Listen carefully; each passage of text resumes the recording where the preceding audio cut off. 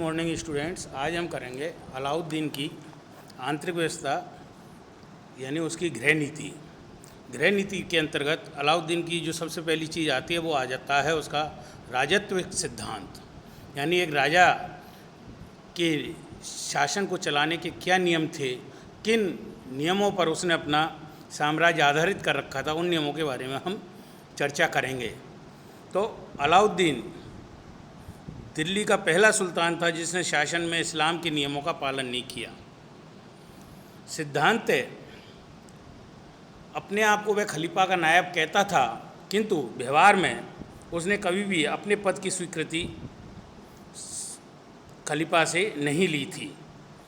इस बारे में एल श्रीवास्तव ने कहा है कि इस प्रकार अलाउद्दीन खिलजी दिल्ली का प्रथम सुल्तान था जिसने धर्म पर राज्य का नियंत्रण स्थापित किया और ऐसे तत्वों को जन्म दिया जिससे कम से कम सिद्धांत राज असांप्रदायिकता के तत्वों पर खड़ा हो गया सका था। वह वैसे पूर्ण मुसलमान था। हिंदुओं के प्रति उसकी नीति कठोर थी। मुसलमानों की धार्मिक भावनाओं का लाभ उठाना उसे अच्छी तरह आता था। इस मामले में वो नेपोलियन से कम नहीं था। केवल धर्म को वो सीमित करता था तो तब करता था जब धर्म सुल्तान के अधिकारों पर सीमा लगाना चाहता था, और सुल्तान के अधिकारों पर सीमा लगाना उसे स्वीकार नहीं था। अलाउद्दीन खिलजी निरंकुश राजतंत्र में विश्वास रखता था। संपूर्ण प्रभुता संपन्न राज्य के उसके विचार थे, यानी राज्य की सारी शक्ति जो है वो केवल अपने आप में निहित होनी चाहिए, यानी राजा में निहित होनी चाहिए। ना तो कोई सरदार ना कोई अन्य उलेमा वर्ग इसमें हस्तक्षेप करना चाहिए। उसने किसी सरदार या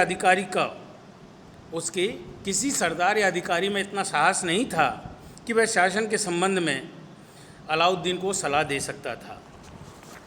केवल एक उसका मित्र जो दिल्ली का कोतवाल था अलाउल मुल्क, वो ही एकमात्र एक ऐसा व्यक्ति था अलाउद्दीन खिलजी के शासन में जो कि सुल्तान को शासन संबंधी कोई सलाह दे सकता था।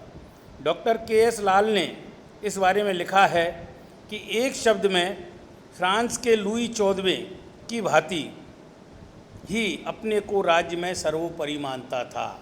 यानी जिस प्रकार फ्रांस में लुई 14वें ने कहा था मैं ही राज्य हूँ, उसी प्रकार अलाउद्दीन खिलजी की भी वही नीति थी। वो भी अपने आप को राज्य ही मानता था, उससे ऊपर कोई नहीं था। इसके बाद हम लेंगे अलाउद्दीन खिलजी के समय में होने वाले विद्रोह और उसके लिए उसने पारित किए गए अध्यादेश। अलाउद्दीन खिलजी जब सिंहासन पर बैठा तो प्रारंभ में ही उसके सिंहासन रोहन करने के बाद बड़ी जल्दी कुछ विद्रोह हुए, जिसमें प्रथम विद्रोह हुआ नव मंगोलों का विद्रोह। ये वो नव मंगोल थे जो मंगोलों ने इस्लाम धर्म परिवर्तन करके, इस्लाम धर्म ग्रहण करके अलाउद्दीन की सेना में भर्ती हो गए थे और लूट की माल को लेकर इन्होंने विद्रोह कर दिया था। इसमें अलाउद्दीन का भतीजा वह उसका भाई मारा गया था। दूसरा, रणथंभौर आक्रमण के समय ही तिलपट में उसके भतीजे आकत खान ने विद्रोह किया, जिसमें उसके प्राण बड़ी मुश्किल से बचे थे। तीसरा विद्रोह हुआ रणथंभौर घेने के समय उसके भांजे बदायूं के मलिक उमर और अवध के मंगू खान ने, जो सरदार थे, उन्होंने विद्रोह कर दिया। केवल इसके वफादार सरदारों ने उसे दबा दिया। इसी प्रकार चौथा विद्रोह जब दिल्ली में हाजी मौला का विद्रोह हुआ, ये फखरुद्दीन का सेवक था और नए कोतवाल तिर्मिजी का वध करके इसने वध करके विद्रोह किया था। अलाउद्दीन के वफादार सरदार हिमामुद्दीन ने विद्रोह को असफल बनाया। तो इस प्रकार अलाउद्दीन के समय में प्रारंभ में ये चारों विद्रोह हुए, बड़ी जल्दी हुए। उसके सिंहासन पर बैठने के कुछ समय बाद ही ये विद्रोह हुए। तो सुल्तान ये सोचने पर विवश हो गया कि ये विद्रोह क्यों हुए। सुल्तान ने इनका कारण ढूंढना चाहा और अलाउद्दीन ने इसके निम्नलिखित कारण स्थापित किए। सबसे पहला, सुल्तान का प्रजा व राज्य अधिकारियों के अच्छे बुरे कार्यों से अनभिज्ञ रहना, यानी सुल्तान को प्रजा और अपने कर्मचारियों के कार्यों की, अच्छे बुरे कार्यों की जानकारी नहीं होना। दूसरा, शराब एवं शराब की दावतें, जिनसे परस्पर निकटता एवं षड्यंत्र को जन्म होता है। मतलब जो शराब की दावतें होती थी वो चाहे अमीरों के बीच में हो, चाहे अन्य लोगों के बीच में हो, सामान्य जनता के बीच में हो, तो ये दावतों में षड्यंत्रों का जन्म होता था।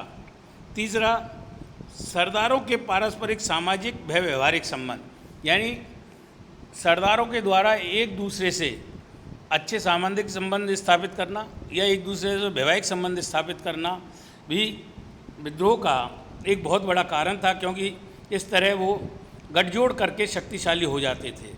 चौथा, जो उसने कारण ढूंढा वो था लोगों के पास ज़रूरत से ज़्यादा धन का होना, जिसके कारण उन्हें विद्रोह करने की शक्ति एवं समय मिलता है।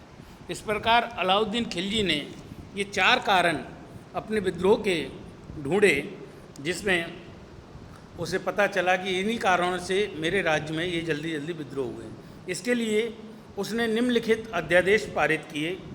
पहला, प्रथम अध्यादेश में उसने राज्य के द्वारा दान में दी गई भूमि, उपहार व पेंशन को वापस ले लिया और उनसे अधिक कर वसूल किया। यानी जो पुराने लोगों को राज्य की ओर से चाहे दान में मिली हो भूमि, चाहे उपहार में मिली हो, चाहे पेंशन के रूप में मिली हो, अलाउद्दीन खिलजी ने ऐसे सब लोगों की जांच करवाई और उनसे उन भूमि को वापस ले लिया। दूसरा, गुप्तचर विभाग का गठन। अलाउद्दीन खिलजी ने जो गुप्तचर विभाग का गठन किया उसमें 2 प्रकार के अफसर वो थे, गुप्तचर थे। एक को बरीद कहा जाता था, जो कि अफसर रैंक के हुआ करते थे। दूसरा मुनहिस कहलाते थे, जो कि गुप्तचर या सिपाही की तरह होते थे। इनको सभी महत्वपूर्ण स्थानों पर नियुक्त किया गया एवं पाबंद किया गया कि सुल्तान के सुनने लायक जो भी छोटी से छोटी सूचना हो उसे तुरंत सुल्तान तक पहुंचाना पड़ेगा, और अगर कोई ऐसा नहीं करता था तो उस गुप्तचर को सज़ा दी जाती थी। अगर कोई समय पर सूचना नहीं दे पाता था तो उस गुप्तचर को सज़ा दी जाती। तीसरा, अलाउद्दीन खिलजी द्वारा शराब एवं भांग जैसे मादक द्रव्य पदार्थों पर प्रतिबंध लगाया गया। दिल्ली में इनको पूर्णतः बंद कर दिया गया। बाद में लोगों के कहने पर या उसने देखा कि प्रजा इसके बिना नहीं रह सकती, तो सार्वजनिक रूप से इसको पीने पर प्रतिबंध किया गया। लोग अपने घरों में बैठकर शराब पी सकते थे, किंतु दावतें नहीं कर सकते थे।